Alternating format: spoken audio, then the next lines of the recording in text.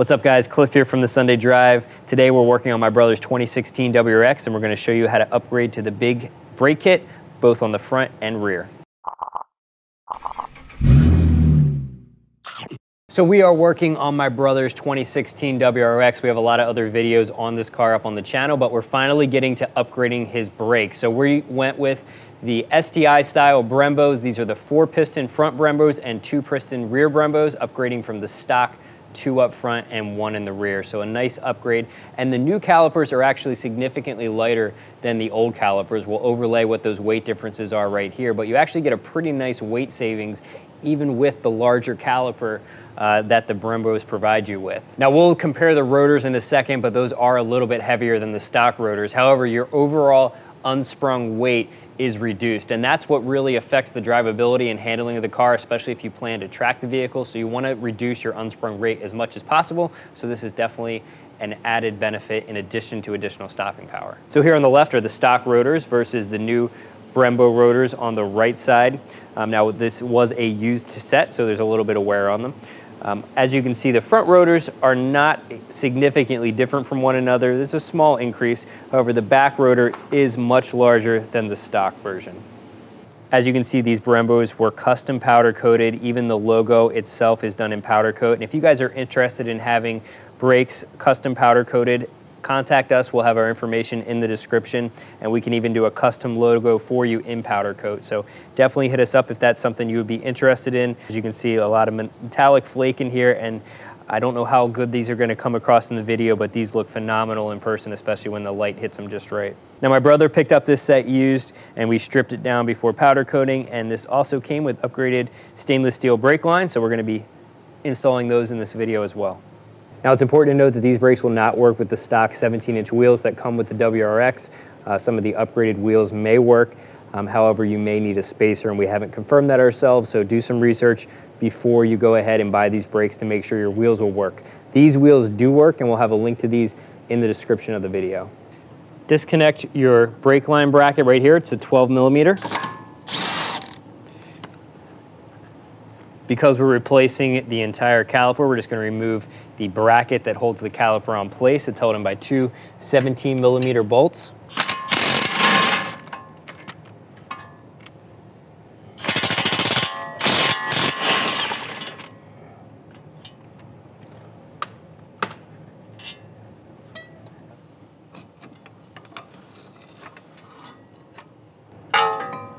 And we're going to just leave this connected for now so that we don't have to worry about the brake fluid until we're ready to install the new line.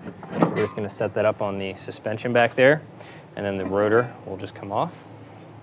If you are upgrading to a larger rotor than the one we are, there are 2 12mm bolts, I think just 2, that hold this in place. However, our rotor does work with this. Before installing any rotors, I always like to put some lithium grease, some white lithium grease behind the rotor so that whenever you remove this in the future, it doesn't become basically stuck to the hub assembly. That'll just make your life a lot easier in the future. Now, when you're installing these, because these are slotted, you want to make sure that they go in this orientation. They are directional, so you want to make sure you're putting them on the right side. Basically, this slot is going towards the back. Even though these bolts look similar, here's the one we removed and our new bolt, they actually have a different thread pitch, so you want to make sure you have the right bolts for your application. In our case, these Brembos need a 1.5 pitch, whereas the stock ones we're using a 1.25. Make sure to thoroughly lubricate anything that's going to be sliding inside of your caliper. Obviously, that's going to extend the life of all of your components. I like to use this Ultra Disc brake caliper lube, and we'll have links to this as well as all the tools and parts that we're using in this video down in the description. Another note, if you are upgrading to the stainless steel brake lines, you want to make sure that this is angled away from the caliper. So if you're not sure which side they go on, just have this angled away from the caliper and towards the car. I always like to put some anti-seize on my caliper bolts just to make them a little bit easier to come off in the future. So you don't want to use a ton, just a little bit will do.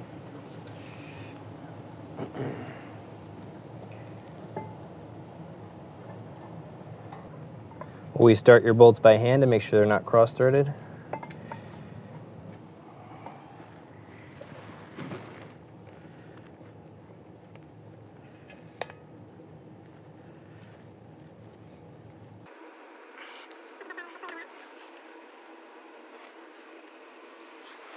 Now your torque may vary depending on which kit you're going with. In our case, we're going to torque these down to 59 foot-pounds.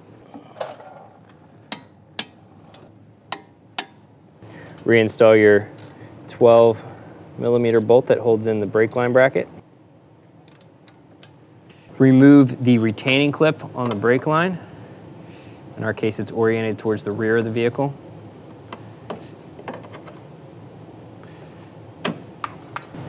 This is what the clip looks like. Now we're going to take some PB Blaster and spray up here a little bit just to, we don't want that fitting to foul up on us.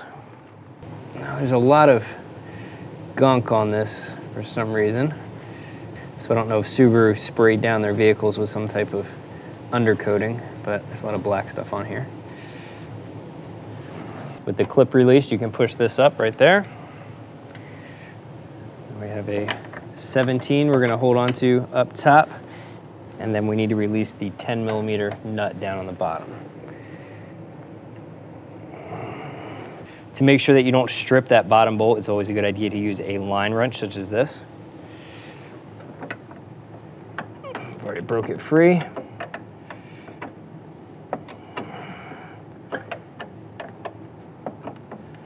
Now, whenever you're working with brake fluid, it's a good idea to have these capping tools. They'll slide on and clamp right like that, and we'll have a link to these in the description so you don't get brake fluid everywhere. Take our new brake line, pull the cap out. I'm gonna try not to stick my arm in there too bad. All right, and just make sure you're not cross-threading this in. And you want to make sure this is nice and tight. Obviously don't strip it out, but you want this to have a good seal so you're not leaking any brake fluid here. Take your retainer clip and push that on. You may need to beat it on with a mallet. Just make sure that your brake line is seated all the way. Now we're going to go ahead and bleed these brakes. You want to pick up a container like this. We'll have this one linked, and it has a nice hose that's going to slip right on top to make sure you don't drip brake fluid all over your nice new calipers. These, I believe, are 11mm. However, the 7/16 one seems to fit a little bit better on there, so we're going to use a 7/16 wrench. We're going to do from the inside first and then the outside. That's the order you will always want to bleed a 2-bleeder caliper such as this. So we're going to slip our wrench on. Make sure your reservoir up top is filled. You don't want that to run dry. While you're bleeding these, you also want to watch that connection where we just plugged in our stainless steel brake line to. You want to make sure that that isn't leaking at all. So because these are new, you want to make sure that both of them are snug because we just got this powder coated. Whenever you have a new caliper that was just powder coated or painted, you always want to make sure that all of your fittings are nice and secure before you start bleeding them so you don't have brake fluid shooting out. All right, Chef, pump it up. All right, so my brother just got it nice and tight up in there.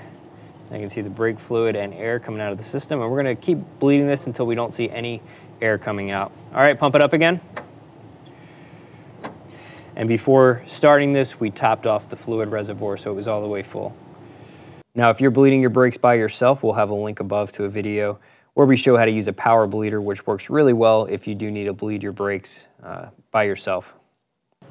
There's two 14mm bolts that hold the rear caliper bracket in place. And just like with the front, we can't reuse these. Before fully removing the caliper, I'm going to go ahead and release the brake line right here. It's held in by a 12mm again.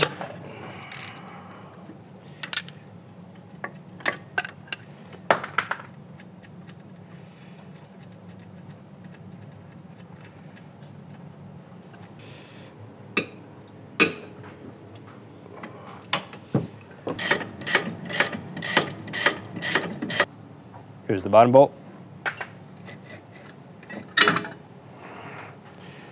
And just with like the front, we're going to leave that brake line connected until we're ready to install the new one.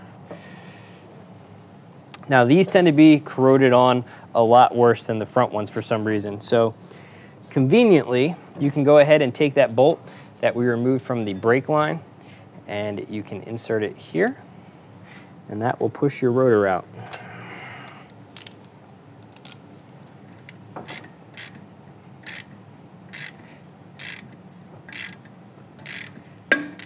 the rotor's starting to pop off. Now there's 2 holes, so I don't want it to bind because it's twisting off, so I'm gonna do a little bit on one side and then start it over here.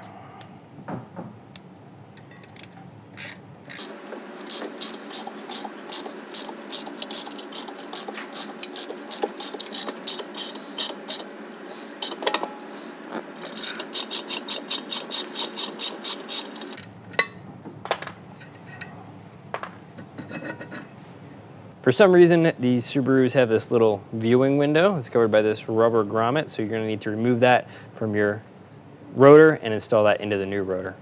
Now the new rotor will not fit inside of this dust shield, so what we're gonna do is go ahead and cut it back. There's actually not an easy way to remove this. You would need to remove this whole assembly, and it's actually connected to the back shield on your e-brake, so it looks almost like it's welded onto there, so there's really no good way to remove this. So we're just gonna snip off this outer edge, and then we'll be able to install the new rotor on top. So what I like to do is just take some snips such as this, and basically make a cut, and then we're gonna take some vice grips and bend this back. The good thing is this is all hidden back behind your rotor.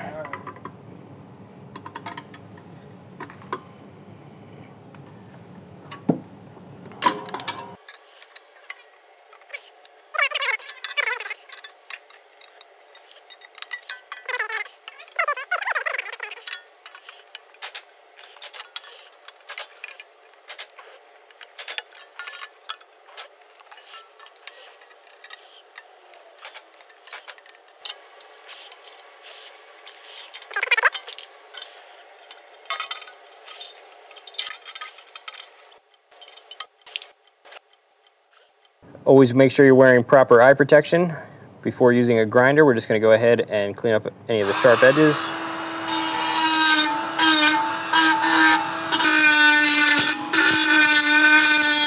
We're just gonna touch this up with a little bit of paint, make sure it doesn't rust.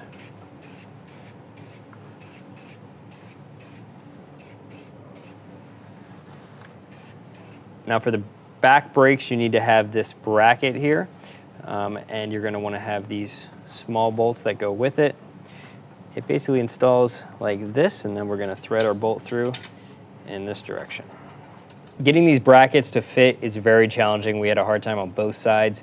We took a Dremel and cleaned up basically the area that this sits up against to try to get it a little closer. Now what we did to get these on is basically started one of the bolts, in this case we started the bottom one, and then we swung the top arm over and then used the C-clamp to pull it in. Now it's really hard to get this lined up. You could drill these holes out a little bit bigger, and that would give you a little more clearance to line up these brackets. However, you don't want to over drill it because this is lining up your caliper onto the rotor, and you want that to be in the right spot. So take your time with this. It's going to be a little bit of a challenge, but you can get it eventually. We went ahead and put some white lithium grease on the back, so hopefully it doesn't get as corroded on here. And we're going to line this up. Go. Don't forget to reinstall the little rubber grommet. Now I need to go ahead and lubricate these. They were pre-assembled, but we're gonna pop the pins out. There's these little clips that hold them in place. And then we're just gonna take some of the pressure off by pushing down in the middle and then push these out. And this is a dull pick tool, so you want something like that to push the pin through. Okay.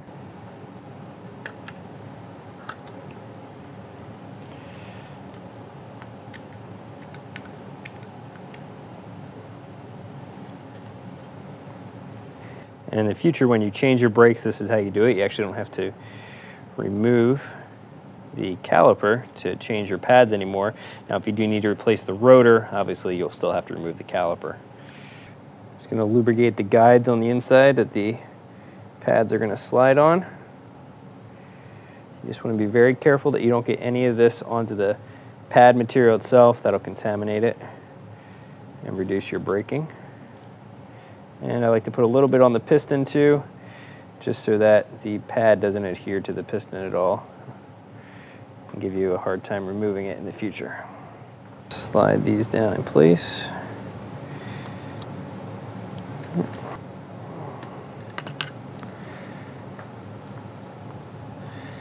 We're going to lubricate these pins a little bit. We're going to lubricate them more once we push them through, because a lot's going to get caught up, but this will help them slide in better.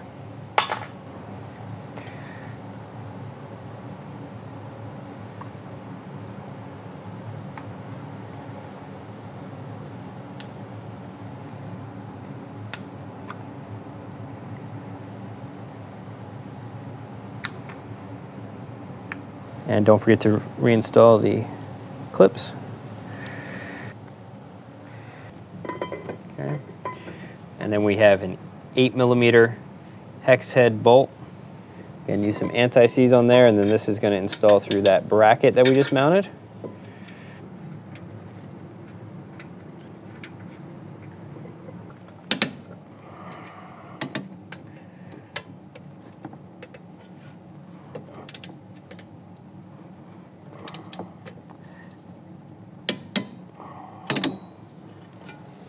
Now it looks like Subaru coats their connections with a rubberized undercoating, so you may want to reapply that if you live in the salt regions where we get the salt put. All right, go ahead and remove that clip. Now we're going to need to clean off this connection right here so we can get our tools on them. Now we're going to take our 17mm wrench to hold the line in place.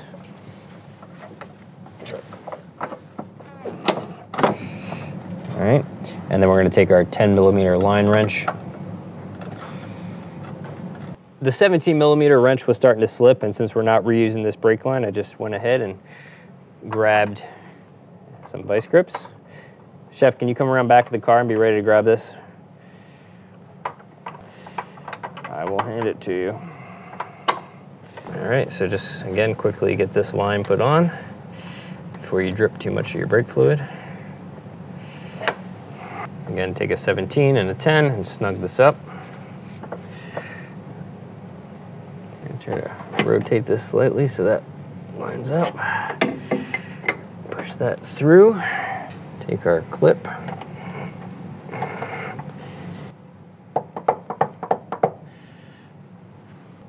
Put a little bit of anti-seize on your 12mm bolt and connect the brake line bracket. To finish up, we're going to bleed this brake and then we're done the process. Obviously, we need to remount the wheels too. As you can see, these fill out the wheels fantastically. These look so much better than factory, especially with this awesome powder coat job by RJ. And again, if you guys are interested in getting your brakes powder coated, please shoot us a message and we'll be sure to hook you guys up.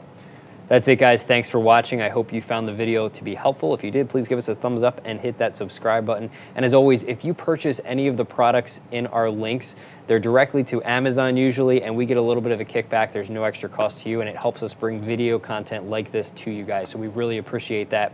If you guys are interested in more WRX videos, definitely hit that subscribe button. We have more coming on my brother's car, as well as several already up that you guys can go check out. So thanks again for watching. We will see you back here next time.